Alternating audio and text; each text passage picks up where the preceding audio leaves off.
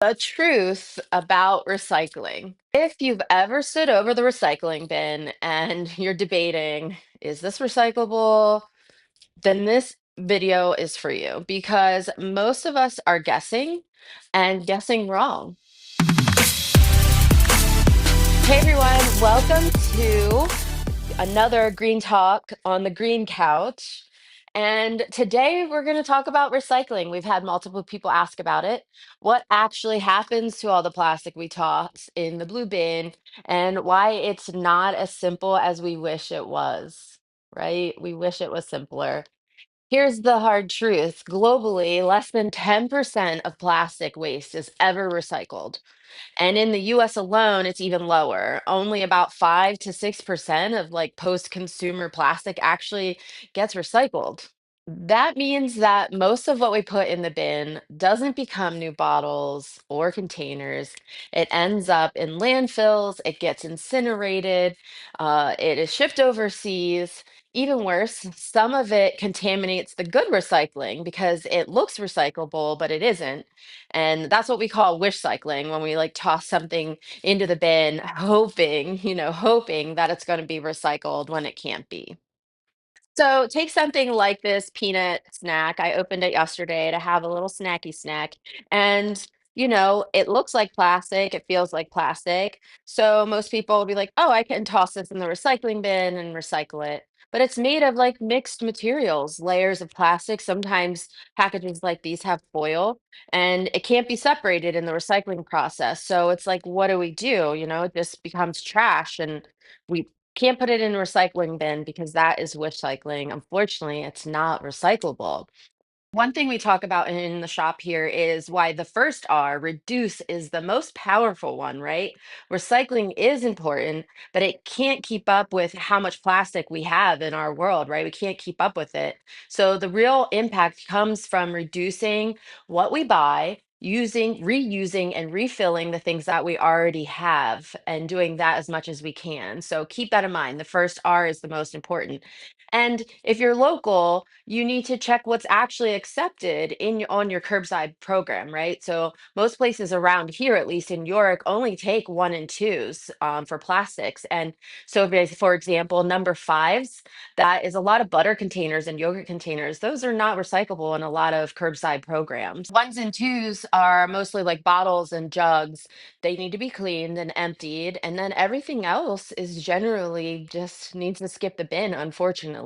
So that's why it's important to reduce and also be mindful with what you buy so you don't have this looking over the bin conundrum on what to do. For those of you that are local here in the York, PA area, even Lancaster or Dauphin counties, we are so lucky to have a company called CRDC, and they're located here in York. And what they do is they take all plastic, I mean, plastic bags, hard plastic, soft plastic, all plastics, even this wrapper, right? A chip bag that has some foil in it, or a peanut bag that might be mixed materials. But if it's plastic, they will take it and they grind it up to make this product called Resin 8. And what it is a concrete aggregate.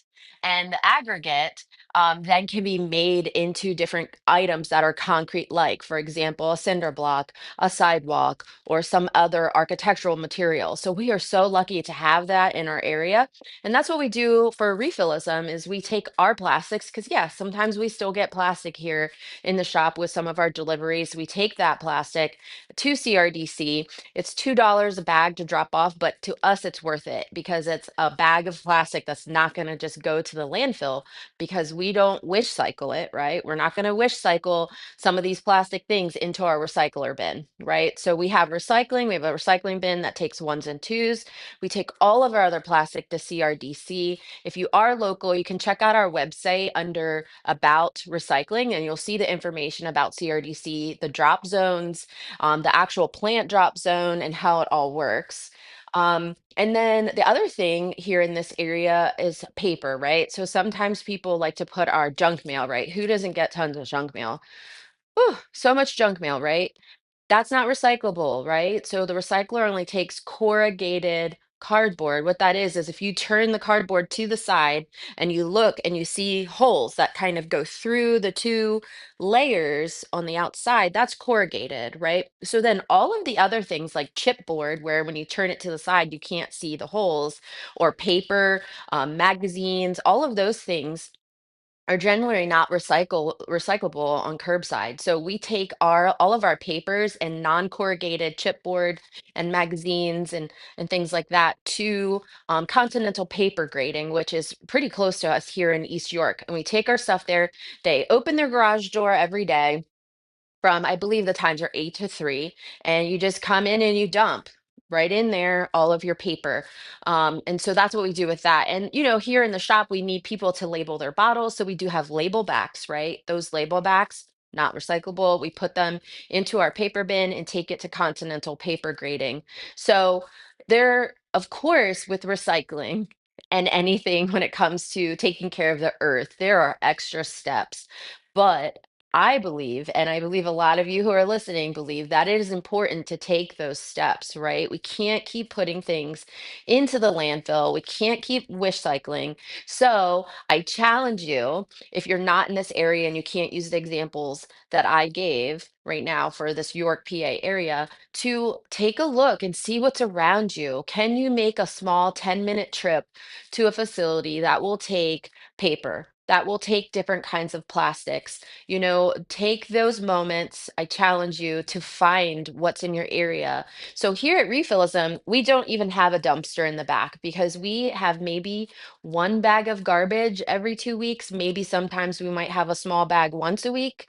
We have a recycle bin in the back for our recyclable items. So sometimes we have too many like 1 gallon number one plastics that we get for some of our larger bulk items. So we have a recycler, and then everything else we take the effort to take it to the right place. So we take our plastic to CRDC and we take our paper to Continental Paper Grading. And then when it comes to packaging, we reuse as much of our packaging as we can. So I think at home, this is another mindset people need to have, is like, what can I do to reduce a little bit of my trash? Number one, reduce what you buy, right? Try to reuse, try to refill, and think about it before you buy it. You're like, oh, I love this thing, but it's covered in plastic. Is there another option that's available to me? And should I maybe buy that instead? And then don't wish cycle, of course. And then challenge yourself to look around in your area for things where you can responsibly dispose of things without putting it in the landfill.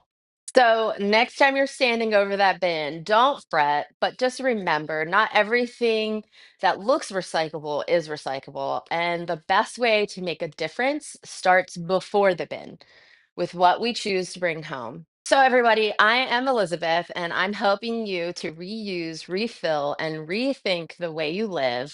Thank you for being here for this Green Talk on the Green Couch. See you next time.